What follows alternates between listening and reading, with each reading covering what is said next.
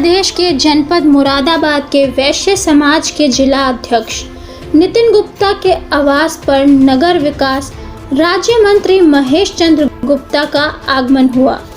फूल माला पहनाकर मंत्री जी का स्वागत किया गया। साथ ही मंत्री जी ने अखिलेश यादव पर सीधा निशाना साधा। आपको बता दें कि नगर विकास मंत्री महेश चंद्र गुप्ता का बिजनौर में कार्यक्रम होने के दौरान मुरादाबाद वैश्य समाज के जिला अध्यक्ष नितिन गुप्ता के आवास पर मंत्री जी का आगमन हुआ। इस अवसर पर माला पहना स्वागत किया गया तो वही मंत्री जी अखिलेश यादव पर सीधा निशाना साधा और बोले कि वे खिसियानी बिल्ली हैं और आज मजबूत सरकार है, पहले मजबूर सरकार थी जिसमें पुलिसकर्मियों को भी पूर्ण सम्मान नहीं मिलता था।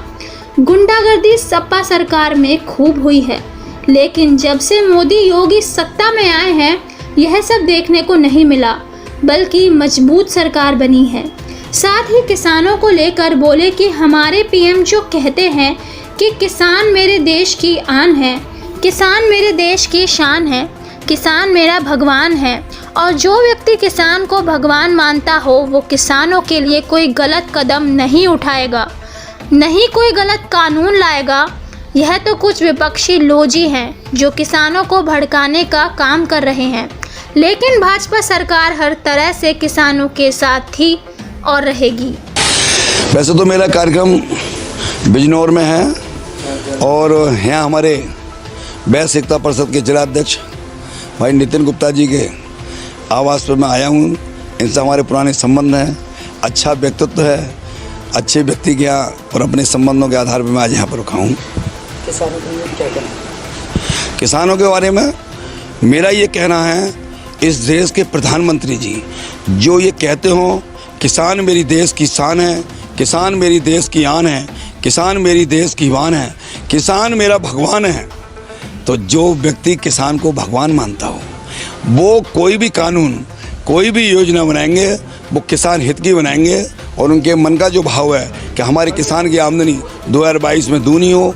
जिस नेता की कुछ कथनी और करनी में अंतर नहीं होता है उसकी वाणी में दम होता है। माननीय मोदी जी की कथनी और करनी में कोई अंतर नहीं, इसलिए उनकी वाणी में दम है। उन्होंने जो भी कानून बनाए हैं वो सब किसानों के हित के ही बनाए, हित के लिए बनाए हैं। मैं ये कह सकता हूँ वो लोग असंतुष्ट है, जो बीज के दलालिया जो सिस्टम बीज का होता था वो सब चीज़ उन्होंने ख़त्म कर गया। सीधा किसान कहीं भी बेच सकता है, तो ऐसे तो तरह तरह के लोग विरोध करते ही रहते हैं।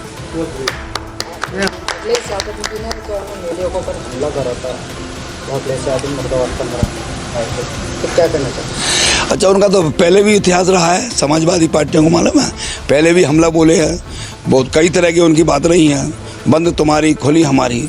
मैं ये कह सकता हूँ पहले मजबूर सरकार थी, आज हमारी मजबूत सरकार है। पहले जो है रात को सोते थे, सुबह को डर लगता था कोई हमारे प्लाट पे कब्जा ना कर ले। आज किसी की हिम्मत नहीं है कोई प्लाट पे कब्जा कर ले। पहले बदमाश पुलिस पर आक्रमण करते थे और पुलिस असहाय हो जाती थी, वो मजबूर सरकार थी।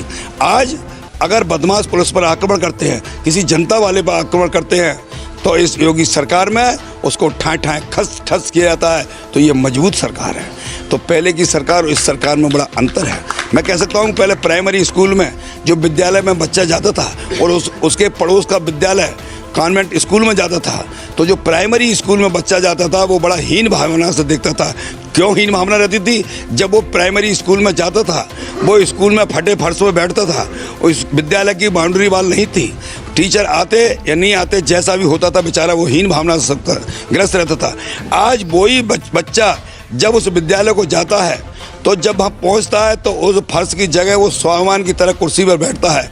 आज उस विद्यालय की 4 दीवारी बनी हुई हैं, बाउंड्री वाल बनी हुई हैं। आज वहाँ पर सुभाष चंद्र बोस का चित्र है जिससे देशभक्ति की बात आती है, छत्रपति शिवाजी महाराज का चित्र है जिससे स्वराज्य की भावना आती है, महाराणा प्रताप का चित्र है, सरदार वल्लभ भाई पटेल के, ऐसे लोगों के चित्र हैं जिससे देशभक्ति और भावना आती है। तो आज वहाँ पर उसे इस प्रकार की ड्रेस है और ड्रेस होते होते उसको उसकी जो शर्ट है गुलाबी रंग के, उसमें उसके चेहरा जो गुलाबी चमकता है।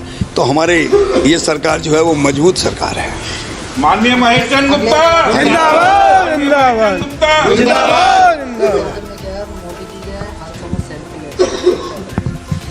अखिलेश यादव जी का वो क्या कहते हैं, अब आप समझो उनका जिस प्रकार से सरकार चल रही है, जिस प्रकार से वो भाव बोलते हैं, अब उनका जो सिस्टम बोलते हैं वो केवल गांव की भाषा में कहते हैं खिसियानी बिल्ली खंबा नोचे वाला बात हो, कुछ नहीं। मीडिया के ऊपर जो हमला हुआ क्या कहना चाहिए?